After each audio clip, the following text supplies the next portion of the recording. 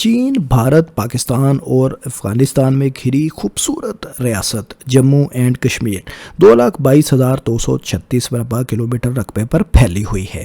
اس وقت ریاست کے مختلف حصوں پر چین، پاکستان اور بھارت کا کنٹرول ہے۔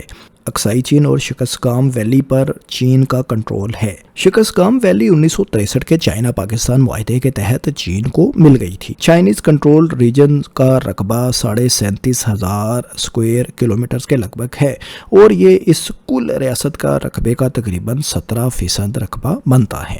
ریاست کے پاکستانی کنٹرول ریجن میں آزاد کشمیر اور گلگت بلتستان کے خوبصورت علاقے شامل ہیں۔ پاکستانی کنٹرولڈ ریاست کشمیر کا کل رقبہ 78,000 مربع کلومیٹر سے کچھ زائد ہے اور یہ اس پوری اسٹیٹ کے کل رقبے کا تقریباً 35% حصہ بنتا ہے۔